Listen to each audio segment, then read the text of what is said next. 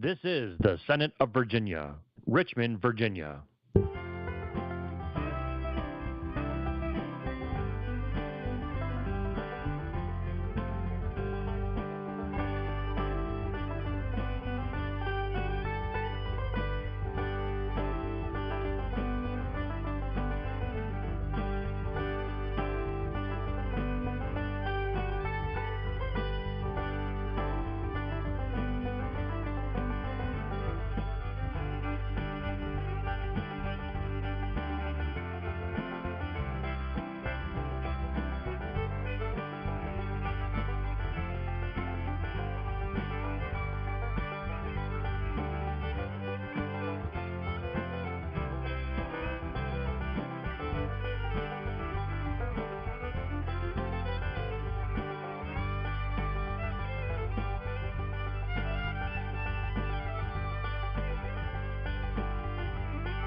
This is the Senate of Virginia, Richmond, Virginia.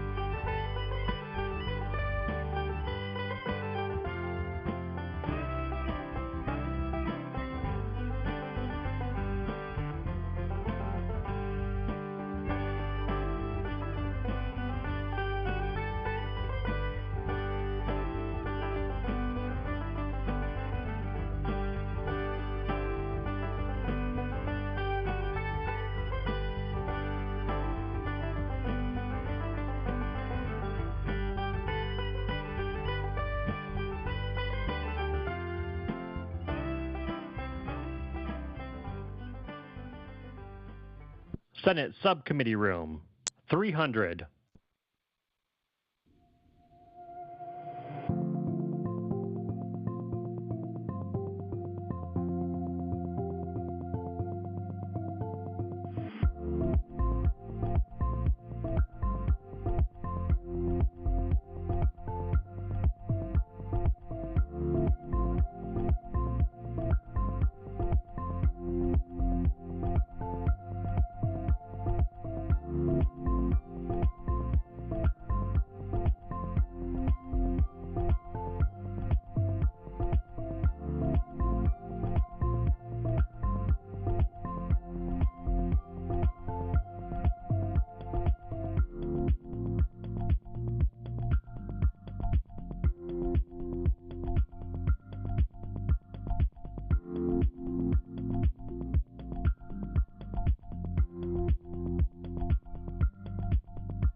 Did you know live Senate video is now available at youtube.com/@Senate of Virginia?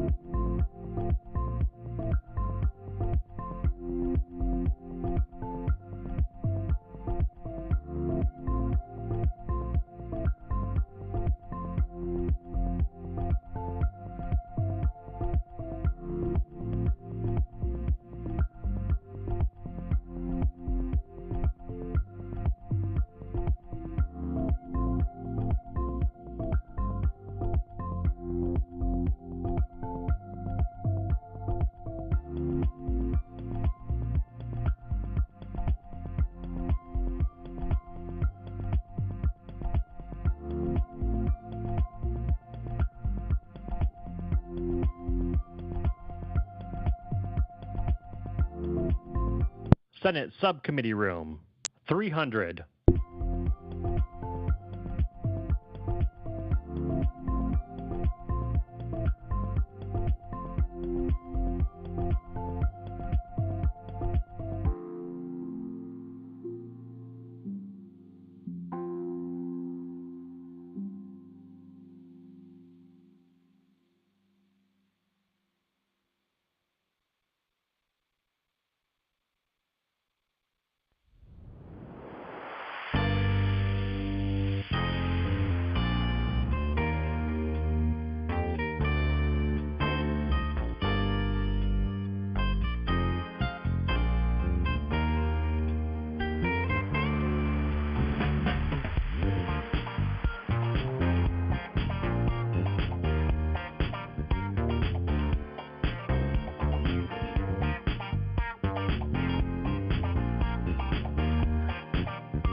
This is the Senate of Virginia, Richmond, Virginia.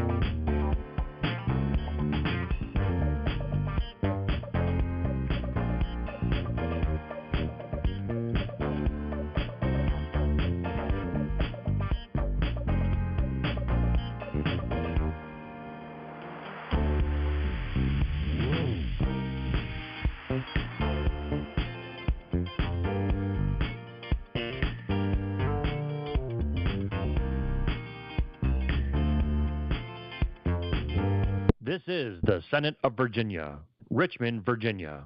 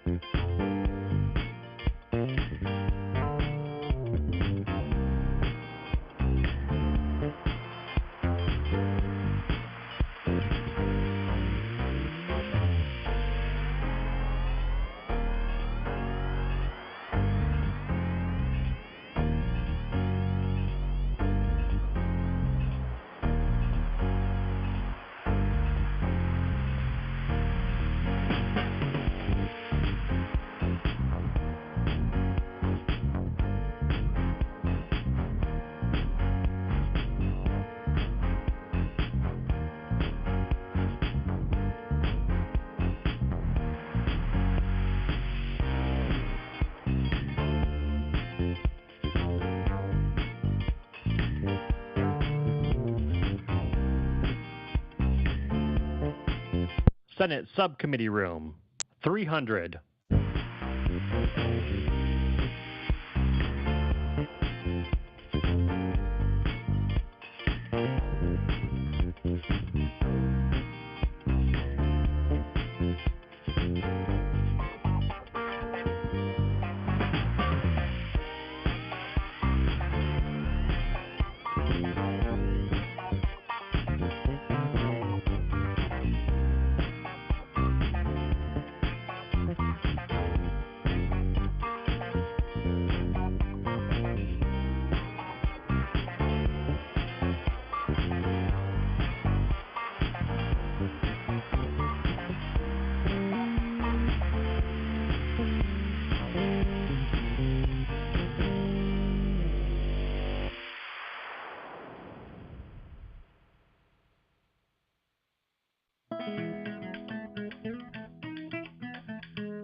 Did you know live Senate video is now available at youtube.com/@Senate of Virginia.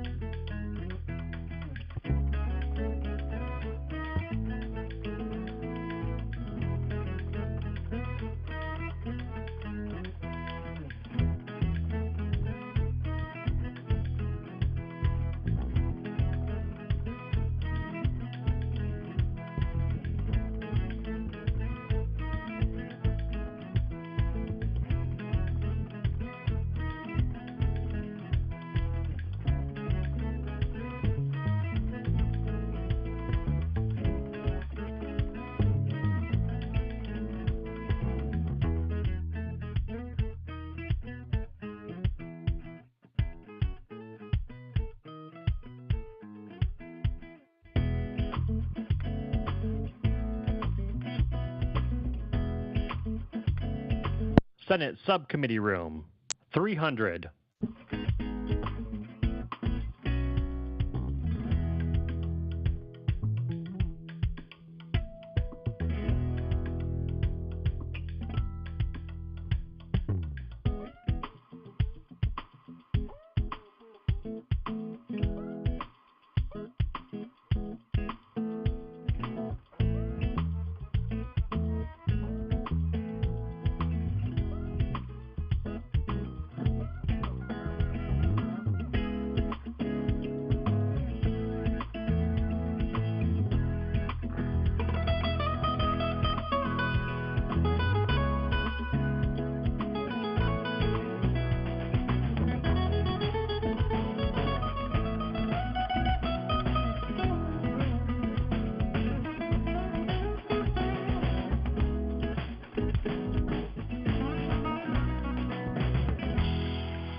This is the Senate of Virginia, Richmond, Virginia.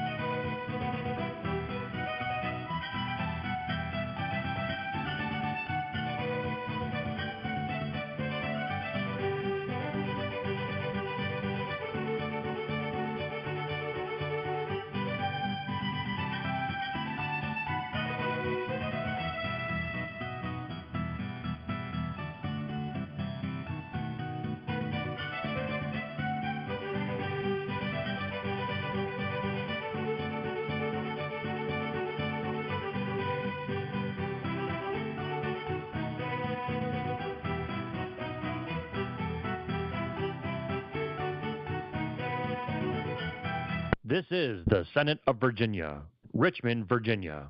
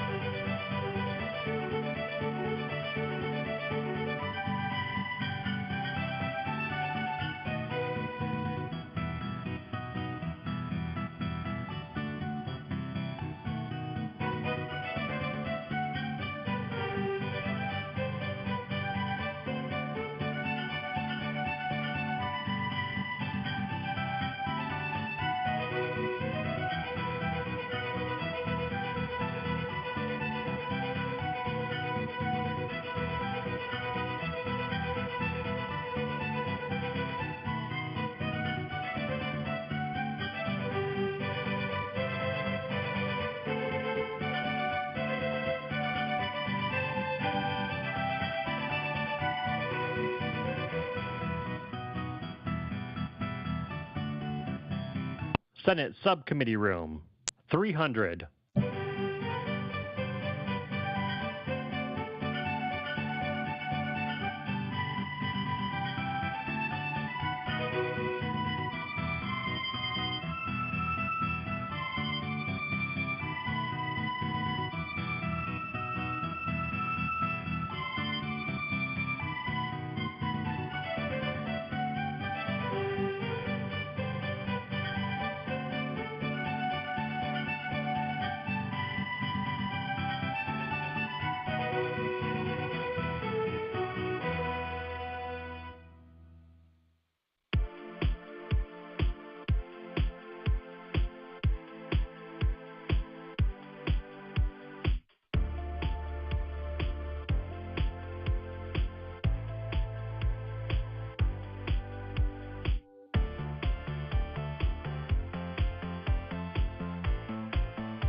Did you know live Senate video is now available at youtube.com/@Senate of Virginia?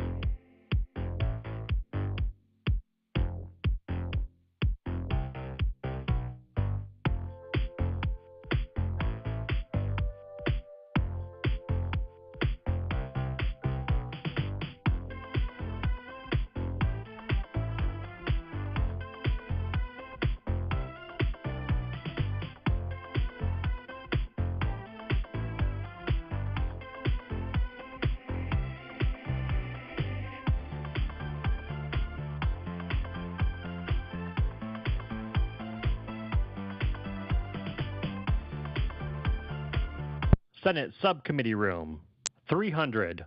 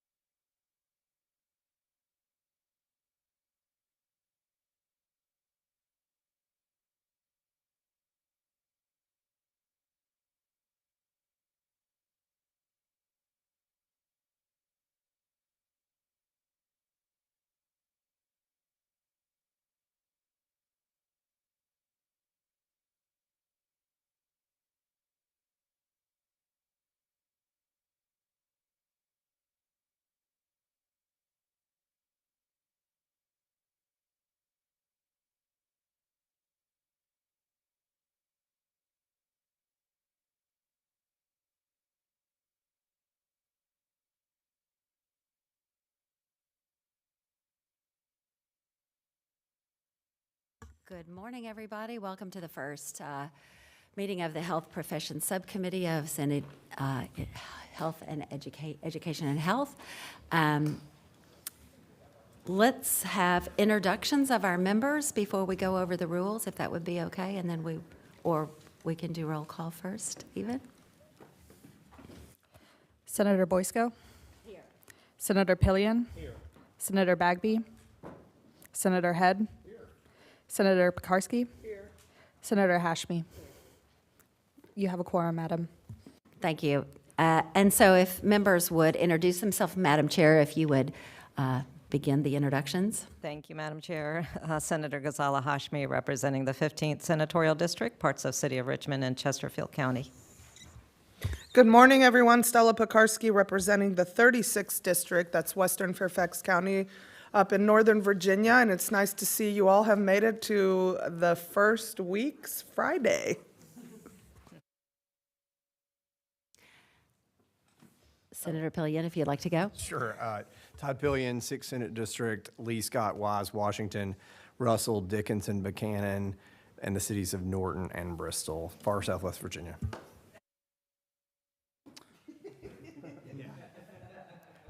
Chris Head, Senate District 3, representing parts of Roanoke County, all of Botetourt, Craig, Allegheny, Rockbridge, portion of Augusta County, and the independent cities of Covington, Buena Vista, Stanton, and Waynesboro.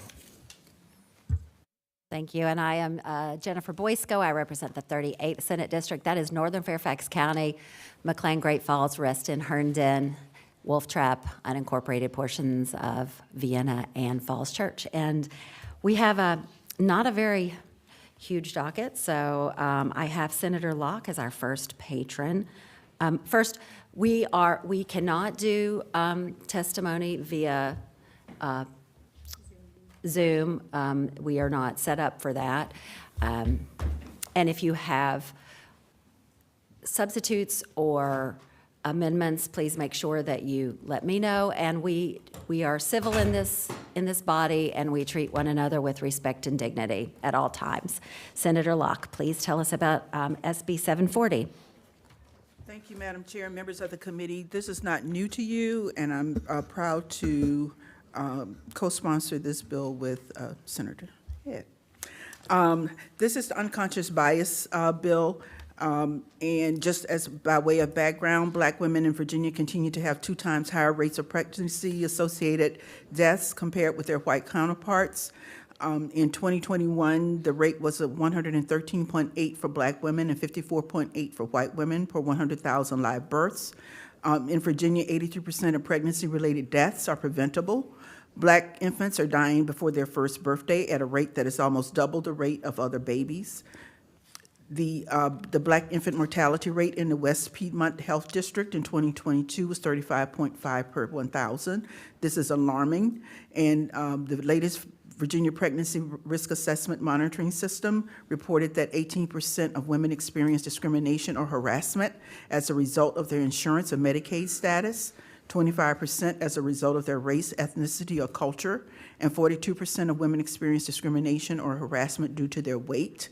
Studies show that when you control for education and income, racial disparities do not disappear, suggesting that bias plays a role. In one study, the wealthiest Black mothers had higher mortality rates than the poorest white mothers. So very clearly, unconscious or implicit bias is a bias that is present but not consciously held or recognized. So unconscious bias in cultural competency training was a recommendation of both the Joint Commission on Healthcare and Select Committee on Advancing Rural and Small Town Healthcare final report. So what this bill will do is add unconscious cultural competency and unconscious bias training as a condition for continuing education and continuously competency requirements for licensure. And Senator Locke, this is a bill that passed through the House and the Senate with bipartisan support last year and was Correct. vetoed. Is that correct? Correct. And you have been carrying this for a while. You have For a minute. recognized a serious concern in the Commonwealth. Are there members of the committee with any questions? Just a comment, Madam Chair, Please, Senator Head. about this. And again, I've been working with Senator Locke on this since before I came to the Senate. And we continue to work on this, and it's just, it's, sometimes the statistics, we look at it and say this is dealing with with death, and that is certainly one component of it, but it's also injury and near death and other really negative outcomes that occur, and it's pretty disturbing to me when you look at the disparity of outcomes, as Senator Locke alluded to in her presentation. And I just think it's the right thing to do to get this fixed, because we need to take care of folks. So, thank you. Absolutely. Senator Locke, do you have any people here in support of the bill, or there There are people here in support, yes. all righty, if you would like to, we can have 5 minutes of testimony maximum for and against, because we have a very short time, so 2.5 minutes for and 2.5 minutes in opposition, if there is any. Okay. Good morning, Chair Boysko. I'm Catherine Haynes, the Health Equity Manager for the Virginia Interfaith Center for Public Policy, and I want to thank Senator Locke for championing this bill, and Senator Head for being a co-patron. Thank you as well to the PUSH Coalition, 43 organizations who support this bill. I could tell you that in recent longitudinal studies of bias reduction training developed by Diversity Science and Dr. Rachel Hardiman and taken by 40,000 healthcare professionals, that over 90% of healthcare providers reported that training improved their patient care, enhanced patient encounters, elevated the patient experience, increased their confidence in caring for diverse populations. There's plenty of research that shows that if you increase the patient experience, it improves outcomes. You might point out that the providers did not explicitly report that the course improved the care that they provided. Admitting improvement would imply that the previous care for Black women needed enhancement, which is rarely acknowledged. Instead, I will share a personal story to help you understand bias. Last month, my office mate texted a photo to alert me that there was a guy passed out in front of our office. The photo was blurry. I saw only a man in a red and black checked flannel shirt with a tuft of dirty blonde hair. I immediately panicked. I was certain it was a family member who had passed out outside. I stood up to go outside and help them, and my office member stopped me. This is unconscious bias. I slowed down my thinking and realized the black checked flannel reminded me of my family members with addiction issues. Slowing down, I knew it could not be a family member. I did not exit the office immediately. A bias is a shortcut in the brain that can impact your decision-making. It is unconscious until you slow down and recognize it, and then you can make a different decision. We had near unanimous support for this bill last year in the Senate. My prayer is that this year we have the same support. Thank you so much. And again, we're keeping it pretty brief because we don't have long in this subcommittee today. Yes, I'll keep my remarks very brief. I'm Miranda Schindler. I'm a licensed midwife here in Virginia. I'm here on behalf of Virginia ACNM and the Virginia Midwives Alliance to speak in support of the bill. We had really good support last year, and we're hoping to do so again this year. Thank you. So much. Please come forward. And again, we're keeping it very brief.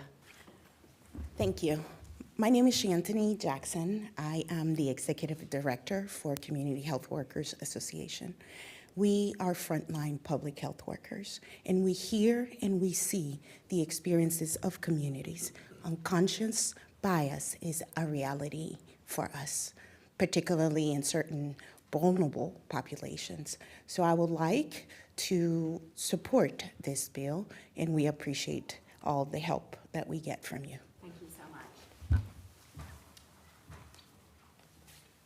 Madam Chair, members of the subcommittee, Emily Moore with Voices for Virginia's Children, and for all the reasons previously stated, we support the bill. Thank you. Thank you. And if you just come up and say your name and. Good morning, Victoria Richardson, Virginia Poverty Law Center, and we support this bill. Thank you. Is there anyone in the audience who opposes this bill? Thank you. Seeing none, is there a motion on the floor? Move to report. Second. All righty. There is a motion and a second to recommend reporting the bill to the full committee. The clerk would take the roll. Senator Boysko? Aye. Senator Pillion? Senator Bagby? Aye. By proxy. Senator Head? Aye. Senator Pekarsky? Senator Hashmi? Aye. Ayes 5, no 0. Thank you. Your bill is recommended to the full committee. Senator Locke, thank you very much for the presentation. Next, we have Senator Van Valkenburg on our docket with SB 1015. Senator Van Valkenburg, tell us about your bill. Thank you, Madam Chair. Madam Chair, members of the committee, 1015 is codifying something that had been in the regs, but in the governor's kind of going through the regs, kind of this got caught up in the reg reduction and I think was not meant to be. And so what it is allowing chiropractors to continue to be able to recommend vitamins, minerals, and food supplements to patients. This is currently something that they do. This is just making sure they can continue to do it. It's something that's an important part of their practice. I'll stop there. Are there questions from the committee members? Madam Chair. Thank you. Why is this bill necessary? If you could just explain that, Senator. Thank you, Madam Chair. Because right now it's in the regulations, but the governor is taking it out of the regulations as part of that regulatory reduction that they're doing. And so once it goes out of the regs, there's the ambiguity of silence. And so this is to just make sure there's not that ambiguity. Thank you. Did you bring anyone who wanted to testify in support of your bill? Madam Chair, Bo Keaty, representing the Virginia Chiropractic Association. We thank Senator Van Valkenburg for bringing this forward. And he's exactly right. The gray area, the ambiguity is what we were concerned about. So during the regulatory review process, it is being recommended that this be stripped out so there could be a gray area. And as such, we want to make sure that the chiropractic profession does not take a step back. So we ask for your support. Thank you very much. Is there anyone else in support of the bill, or is there anybody in opposition to the bill? All righty, do we have a motion? Report. All righty, we have a motion and a second to recommend the bill to the full committee. The clerk would open the roll. Senator Boysko? Aye. Senator Pillion? Senator Bagby? Aye by proxy. Senator Head? Aye. Senator Pekarsky? Aye. Senator Hashmi? Ayes 5, no 0. Thank you, Senator Van Valkenburg. Thank you, Madam Chair, members of the committee. See you at the full committee. Senator Craig? New Craig? You have Senate Bill 821. 821. And I do have a substitute, so I'd like to move the substitute. All righty, is there a motion? So moved. All righty. All in favor? Aye. Your bill has, in the proper form, please tell us about it. Good morning, thank you. Okay, there you go. This bill was brought to the committee last year, and it's about nursing homes and electronic monitoring devices to be in the rooms if the patient or family would like to have those. It did fail last year in this subcommittee, but it was brought back up in full committee and asked to be carried over. I worked with the industry to come up with a substitute, so everybody agreed and everybody got what they wanted. Some people got what they wanted. It was kind of like an agreement. So there's peace in the valley on this bill. And basically it allows, if you're in a private room, that you can put a fixed camera in the room, and the cost is all to the patient. There is a fee that the nursing home charges. There are some, let me get this, electronic monitoring definition was changed a little bit. It's the resident's legal guardian, because most of these people have Alzheimer's or dementia. And it has to have a secure and password-protected wireless internet connection for these cameras.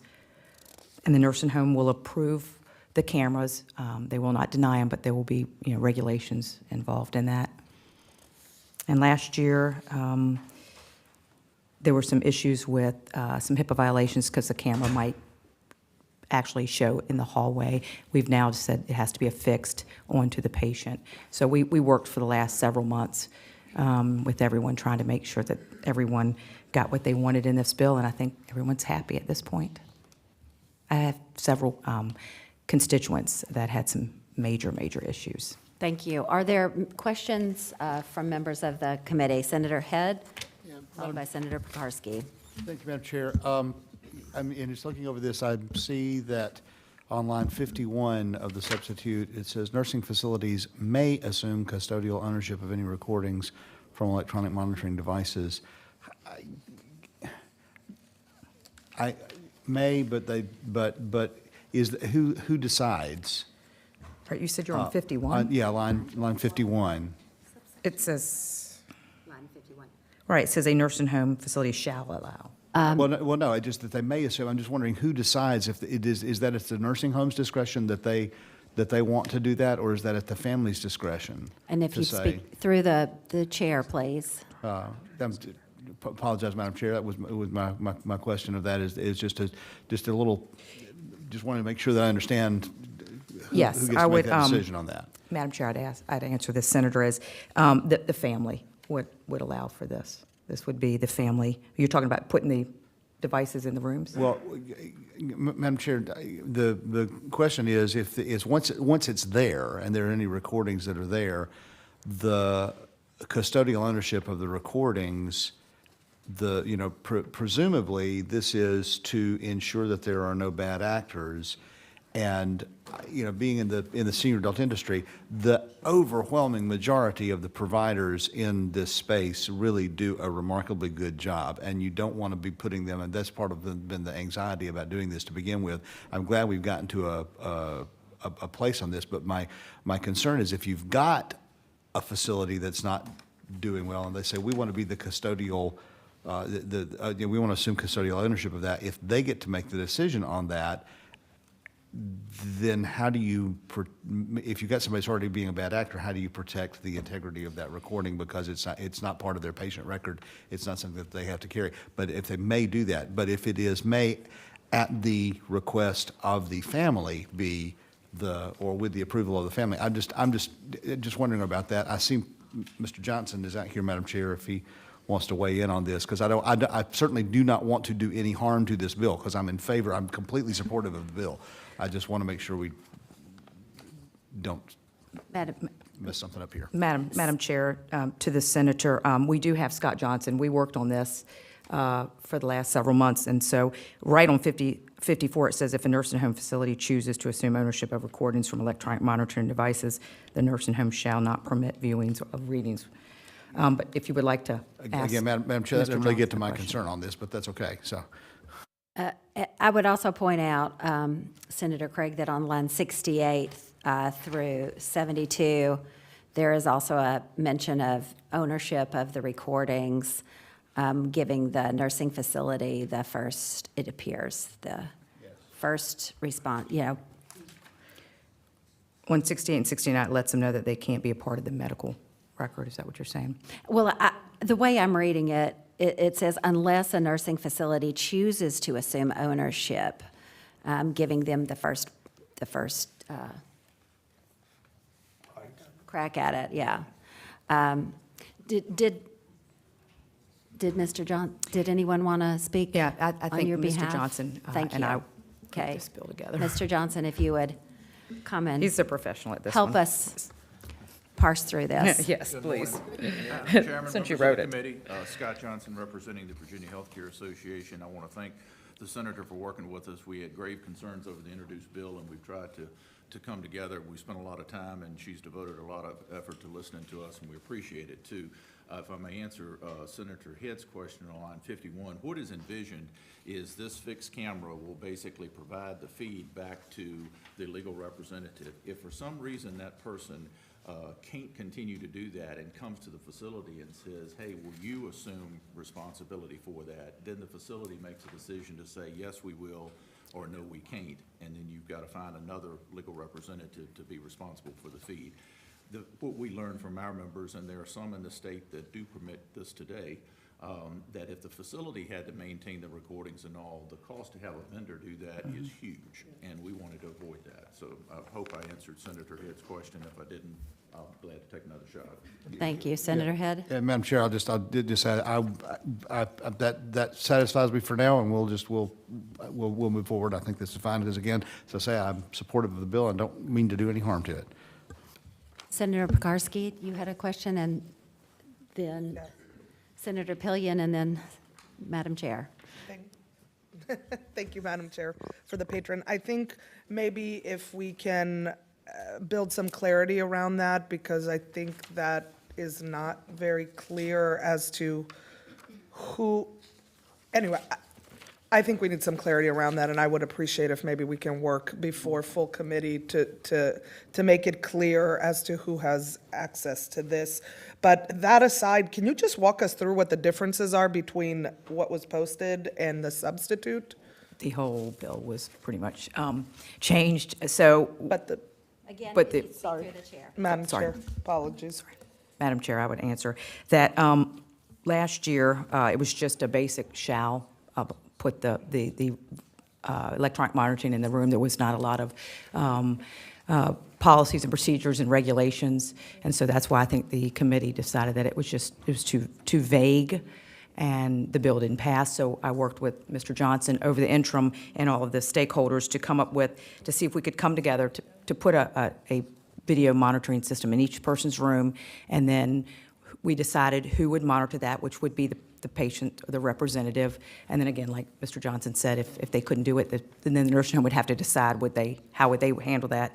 There is a fee to each that's changed that the family would have to pay. It has to be a secure website. That was a big difference. Let me see what else. We did change the definition of electronic monitoring, so that's a change. Let's see. I'm looking. There was the whole bill was basically changed. I mean, I could go on forever, but it just the nursing homes now shall allow it, and then with all the policies, but. No, okay. Is there any major other changes that we made? I was just going over. The bill was gutted pretty much. We got it, Madam Chairman. Mr. Johnson. I apologize. I was working with counsel to address Senator Pekarsky's first concern. As I understand it, correct me if I'm wrong, Madam Chairman, Senator Pekarsky wanted to make sure that the patient or the legal representative would have some say-so on whether the facility would assume ownership of the recording. And I was working with my good lawyer here to figure out where we could put that in the bill. I don't think we have any objection to that. And if I may defer to Julia, I think she has an idea, if that's okay with the chair. Thank you very much. I'd appreciate some feedback. Thank you, Madam Chair. This is just in concept, so the verbiage might differ. But in subsection O, which is lines 88 through 92 of the substitute, that is a provision that permits the resident or the resident's legal representative to either verbally or in writing condition consent for use of monitoring devices. And then it proceeds to enumerate some conditions that the resident or the resident's legal representative may include as a condition on consent for the nursing facility's use of such devices. And one option could be to include there, or maybe even to include there, such conditions may include perhaps an express denial to grant the nursing facility permission to maintain custody or assume custodial ownership, and then cross-reference, like as set forth in or pursuant to subsection F and G. Thank you very much. Senator Craig, are you amenable to those? Absolutely, yes. I was just looking at 87. Yes, that would be fine. Would we entertain an amendment right now? No, I have no problem moving that amendment. Okay. All righty. There's a motion and a second. All in favor of this amendment as explained in concept? Aye. Any opposed? All righty. Hearing none, the amendment is adopted in concept. Senator Pillion had a question, and Madam Chair had a question. Madam Chair. Yeah. Senator Craig, do we know if other states have done this? Is this been successful in other states? Is this an idea that's just from your district? Do we know the deployment in other states? And Mr. Johnson may have some information on that as well. Mr. Johnson.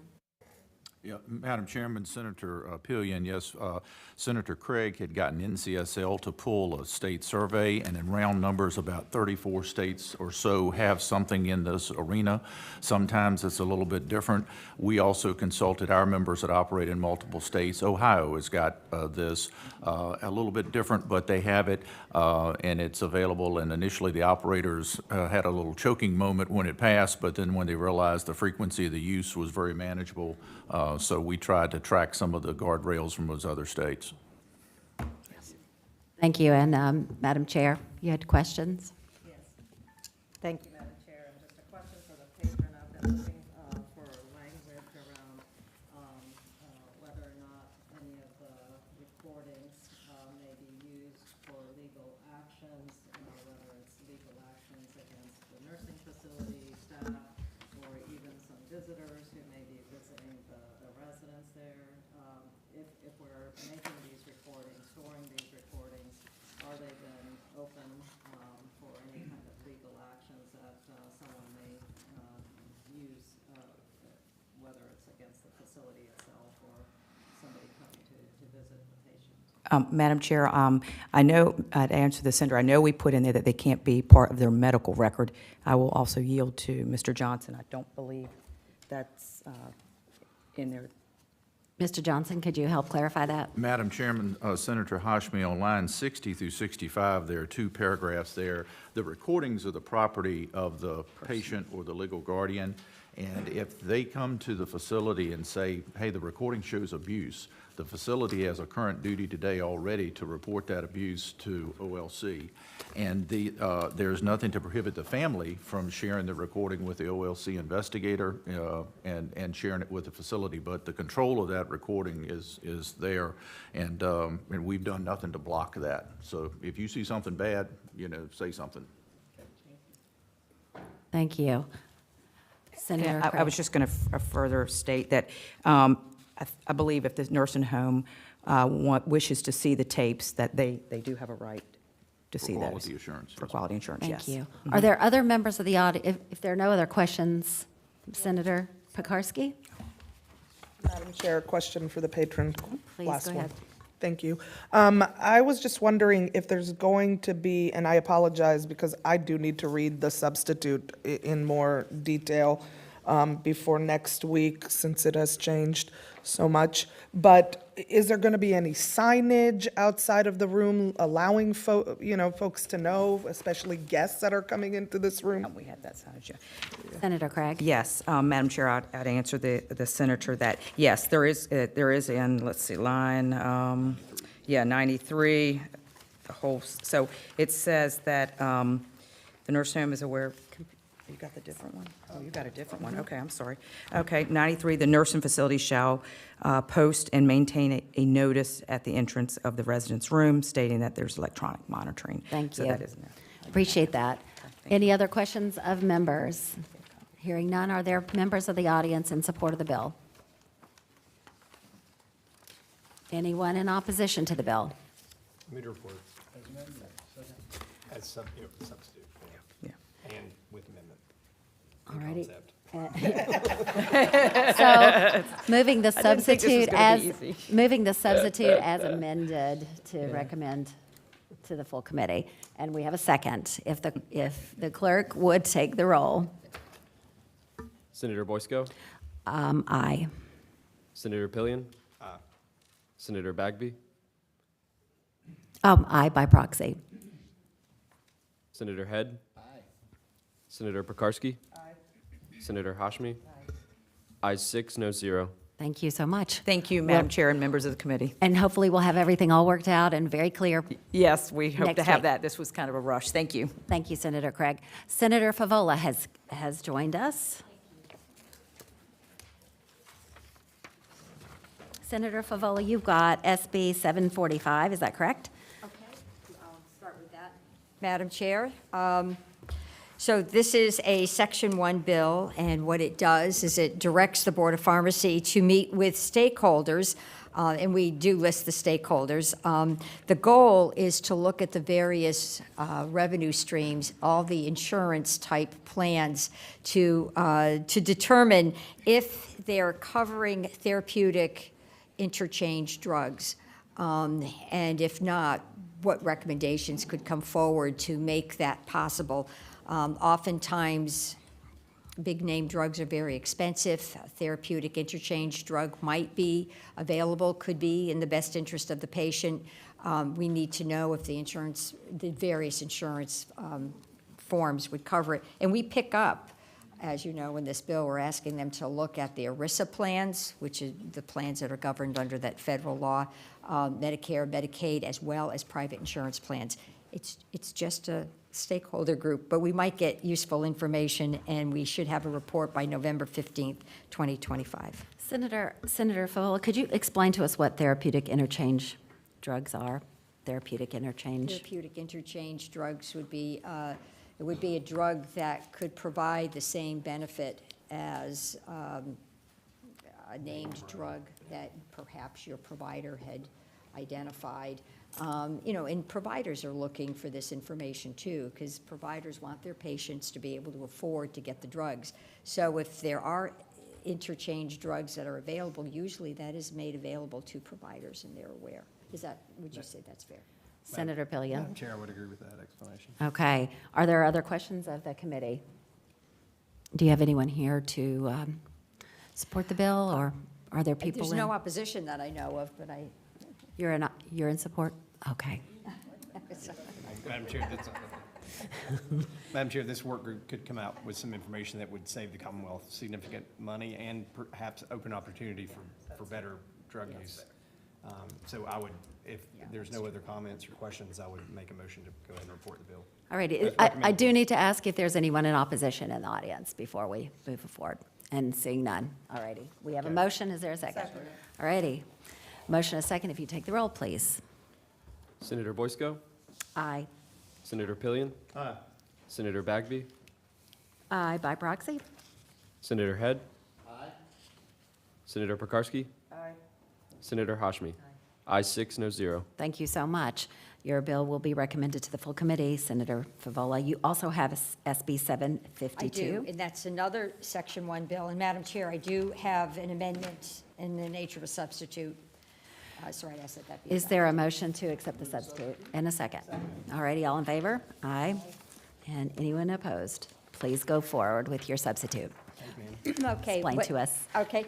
What this bill does is it directs the Board of Psychology and the Board of Medicine to convene a combined work group to look at whether clinical psychologists who, again, have achieved a PhD and have had many years of experience, but whether their prescriptive authority should be expanded. That's the guts of this bill. It would be a recommendation. These would only be recommendations. This is a Section 1 bill, and we would have a report by November 1st, 2025. Many states do allow their clinical psychologists to have more prescriptive authority than Virginia allows. And they have found that access to mental health care has improved and the cost has gone down. Now, it's hotly debated because, as you know, you deal with the scope creep all the time when you're talking about healthcare professionals. But we did get agreement from all the stakeholders, and the Board of Medicine is certainly willing to look at this. Thank you. And so I just want some clarification. This would not apply to master's level psychologists or licensed clinical social workers, No, correct? no, This no, is only PhD, doctor, PhD. Correct. That is Psychologists. my understanding. All righty. Question, Madam Senator Chair, this Pillion? is a work group. It's a work group, that's correct. It is just a work group. I met, with the representative from the Medical Society of Virginia to ensure them that there may be some value to this, and certainly the psychiatrists have come along. Madam Chair? Senator Head. Just wondering if there is any anticipated need for or provision for a ring referee to be a part of the discussions. There might be, but I guess the group will have to decide that. Are there other questions of the committee for Senator Favola? Is there anyone in the audience in support of the bill? Please come forward. Introduce yourself and tell us who you're with. Morning. Mariah Marriage Fitzhugh on behalf of the Virginia Academy of Clinical Psychology. Senator Boysko, members of the committee, thank you, Senator Favola, for your work on this bill. This study will examine the benefits and appropriate pathways of expanding patient access and care by authorizing clinical psychologists to gain prescriptive authority. Specifically, various groups in the Commonwealth, including faculty of accredited institutions of higher education, the Board of Pharmacy, the Board of Medicine, licensed clinical psychologists, and psychiatry. Expanded prescriptive authority will increase access to mental and behavioral health services by addressing the overwhelming patient demand for comprehensive mental health services. In fact, 7 states have already enacted prescriptive authority for clinical psychologists. Over 30,000 prescriptions and refills have been written with 0 complaints, and nearly 20,000 patients have been evaluated by prescribing psychologists. The VA system has authorized prescriptive privileges for clinical psychologists since the 1990s. We have worked with Virginia Psychiatric Society, and the bill in the substitute now includes consensus language. We've also met with the Secretary of Health and Human Resources, who has expressed great interest in this as another resource to expand access to mental health care in Virginia. As the Senator mentioned, this study is seeking to find the appropriate pathway for Virginia licensed psychologists to be granted prescriptive authority. I do have Dr. Jeremy Walden here to answer any questions that you may have specific to clinical psychologists. Thank you. And if Dr. Waldron would come forward. Hello, good morning. My name's Dr. Jeremy Walden. I'm a licensed clinical psychologist and president-elect of the VACP. Thank you. So currently, I have a couple of questions. Are there questions from other members? No. I have just a couple of questions. So currently now, if somebody is under the care of a clinical psychologist, in order to get medication for their condition, they would have to then work with a psychiatrist at the same time who would prescribe, right? Correct. Depending on the type of symptoms and diagnosis, that we would either recommend that they see the psychiatrist, or if it's at a lower level of care, the primary care doctor may be willing to do it so they have quicker access to care. Mm-hmm. But in order for a mental health provider to do it, a medical doctor, it has to be a psychiatrist. Thank you. And one other question is there a challenge having access at this point for patients all over the Commonwealth, or? So the data that I've seen says that we're ranked about 38th in the nation, and as well as like the wait times continue to increase within the Commonwealth. Personally, my patients report back to me that they're having more and more difficulties finding care, finding appropriate care, and somebody they can work with. So that's why I'm here today, is for my patients. Thank you very much. I appreciate your testimony. Any other questions of the committee members? Thank you for your testimony. Is there anyone here in opposition to the bill? Or you're in opposition? No. You're in support. Oh, come on over. Good morning, Madam Chair, members of the committee. Trevor Moncure with the Psychiatric Society of Virginia and the Washington Psychiatric Society Northern Virginia chapter. Obviously, our doctors have some pretty serious concerns with the concept that this bill brings forward, but we were really grateful for the patron to work with us, as well as the Virginia Academy of Clinical Psychologists, to get us to language that we can agree on, and we look forward to addressing those concerns at the work group. And we do entertain the idea for a ring referee, so appreciate Senator Head's suggestion for that. But as a result of the collaboration, we are in support of this particular legislation. Thank you. Thank you so much. All righty. Any other comments or discussion among committee members? Senator Pekarsky. Thank you, Madam Chair. Just a comment. I will say anecdotally, this is a huge problem and a burden on patients who are going to clinical psychologists, and then because they need prescriptions, have to then find a psychiatrist, who often have long backlogs, and it creates a long wait for patients who need care, and a financial burden. So I also have some concerns and a lot of questions around it. So I think this is going to be a great step forward to try to address a lot of those, and I would move to report. All righty, we have a motion and a second to report recommendation to the full committee. If the clerk would open the roll. Senator Boysko? Aye. Senator Pillion? Aye. Senator Bagby? Aye by proxy. Senator Head? Aye. Senator Pekarsky? Aye. Senator Hashmi? Aye. Ayes 6, no 0. Thank you. We look Thank forward you to so seeing you at much, the full committee. committee, Thank you. Senator. All righty.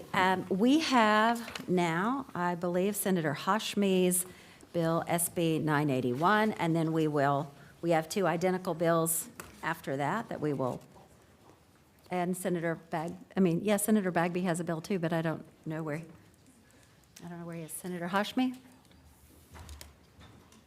Thank you, Madam Chair. May I present my other bill first, SB 1081? Oh, yes, Thank you. please. So SB 1081 is a proposal to remove what is now defunct, and that is the TPA Formulary Committee from the Code of Virginia. And the reason for doing this is that this particular committee is now outdated, it's not been used, and is no longer relevant in the management of today's optometric profession. Just as a little bit of background, the TPA Formulary Committee is charged with recommending therapeutic pharmaceutical agents to be included that would be included on the TPA formulary for the treatment of diseases and abnormal conditions of the eye. And it meets on an as-needed basis to the Board of Optometry. The committee is comprised of 3 Virginia TPA certified optometrists, 1 pharmacist, 2 ophthalmologists, and a chair is selected from these members. The committee meets very infrequently, and as a result, there are no standing appointments. Appointments are only assigned when the committee is called to meet. So in 1996, the Virginia Doctors of Optometry obtained the ability to administer therapeutic pharmaceutical agents, and the TPA Formulary Committee was a last-minute addition to that initiative back in 1996 as a gubernatorial amendment, and that was a compromise between various stakeholders. But it was a measure that actually added very little substance to the initial therapeutic bill.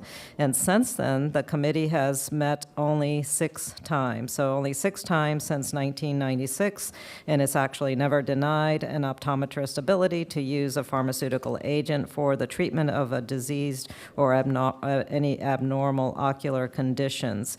The committee has met so seldom that in 2006, the committee unanimously recommended that it only meet on an as-needed basis versus annually. And so eliminating this particular committee from the code would not impact any concerns, and it actually would reduce an unnecessary committee that never meets. So that is the bill in essence. Thank you, Senator Senator Hashmi. Are there questions from members of the body here? Seeing none, are there people here in support of the bill?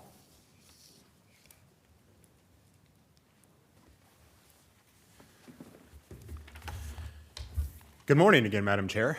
Bo Keeney on behalf of the Virginia Optometric Association. Senator Hashmi, thank you for assisting us with this. She did a fantastic job explaining it. Doctors of Optometry have independent practice, their independent licensing board. The scheduled drugs that they're able to use are listed in the code.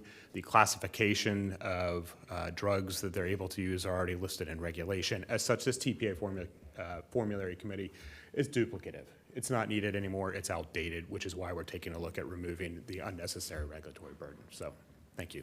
Thank you so much. Are there other members in support of the bill? Seeing none, are there people here in opposition? Seeing none, is there a motion? All righty, we have a motion and a second. Senator Boysko? Aye. Senator Pillion? Senator Bagby? Senator Head? Senator Pekarsky? Senator Hashmi? Aye. Ayes 5, no 0. All righty, we will be recommending it to your full committee, Madam Chair. Thank you. Thank you, Madam Chair. Senator Bagby has joined us. He is the chief patron of SB. Senator. Yes, I I have have one another more bill. bill. Yes. My apology. Thank you. Please, Senator Hashmi, go ahead. Thank you, Madam Chair. This is SB 981, and this is a bill that is coming out of the recommendations from the Joint Commission on Healthcare. You know, this past year, the JCHC has been meeting to discuss the serious concerns around healthcare access and gaps in our healthcare system to our most vulnerable communities. And one area that we have focused on quite intentionally is the excellent work that is provided by our community health workers. And so this is a recommendation that the JCHC agreed to, and I am carrying the bill on behalf of the Commission. This bill directs VDH to report annually on community health workers who are employed by VDH and other local health departments.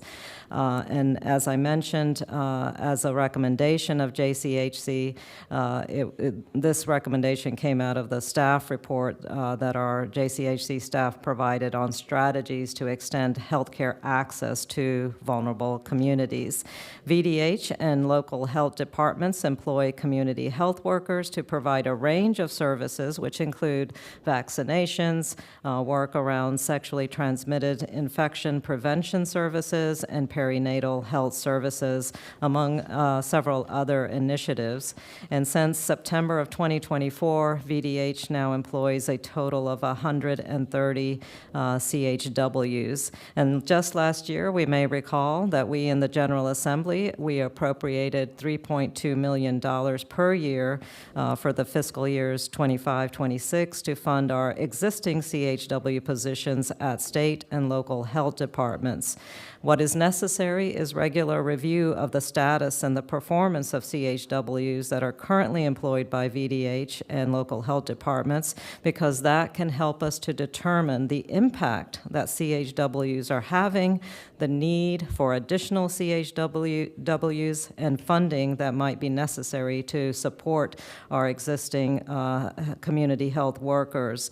And so this bill requires that VDH report annually by November 1 to the chairs of the Senate Finance and Appropriations and House Appropriations committees and the director of the Department of Planning and Budget as to the number of CHWs employed by VDH and local health departments, the type of services that CHWs are providing, the need for additional CHWs, and any non-state resources that are used to fund our community health workers that are employed by our VDH and local health departments. And so that is the essence of the bill, Madam Chair. Thank you, Madam Chair. Are there questions from members of the committee? Alrighty, seeing none. Did you bring anyone to testify, or?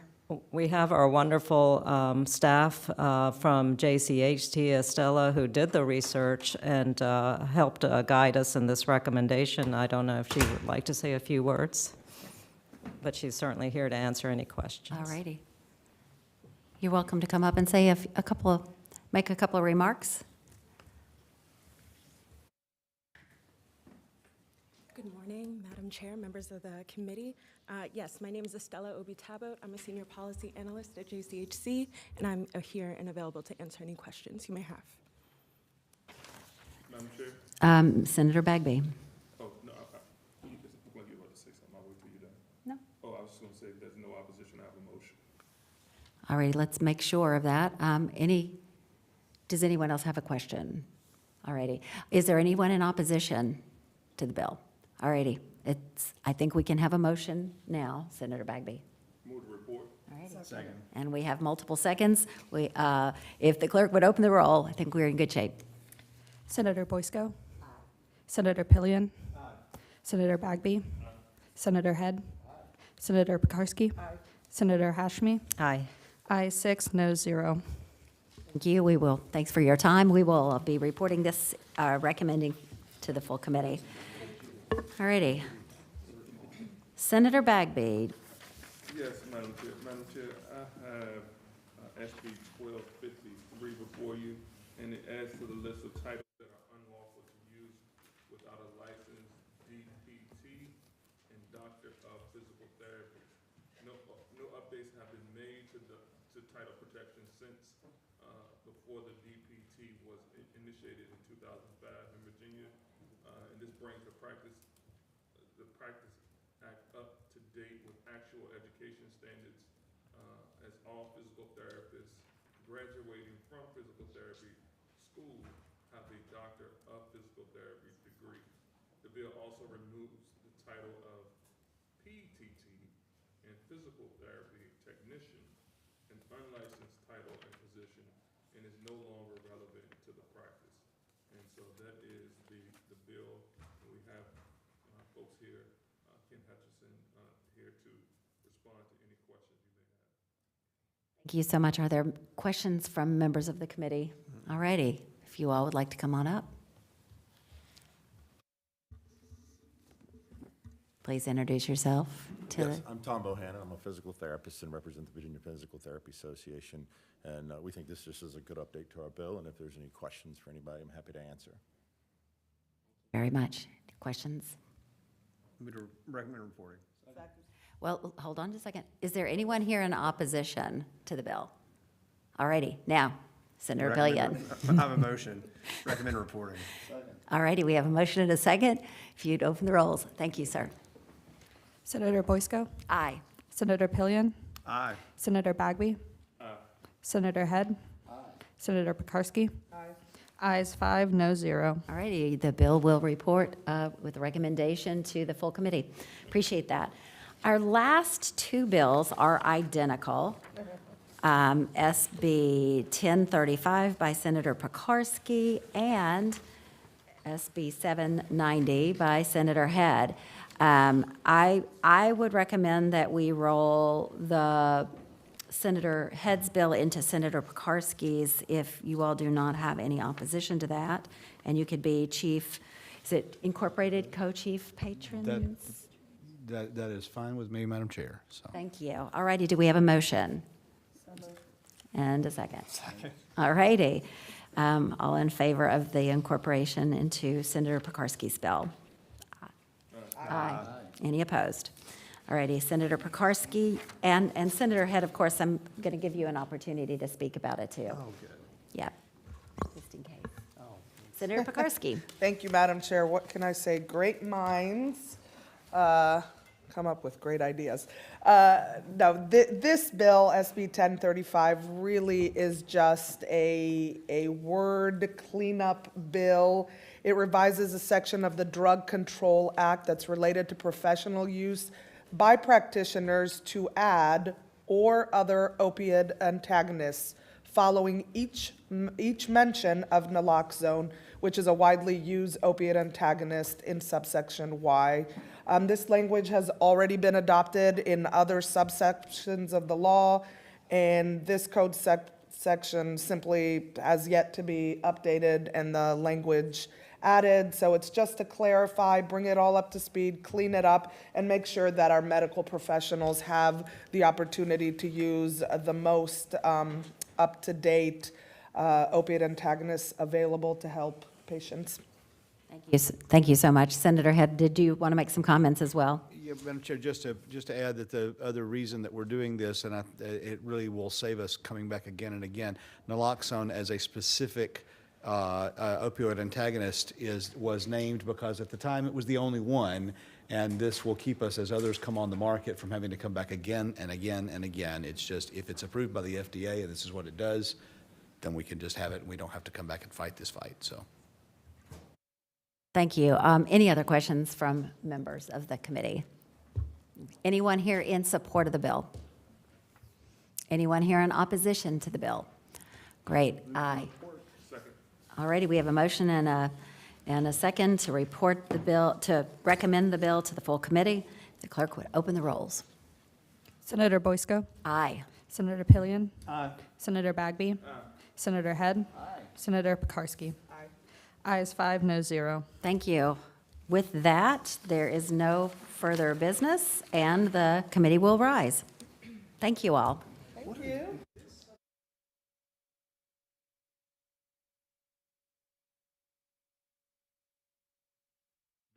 The Senate of Virginia, Richmond, Virginia.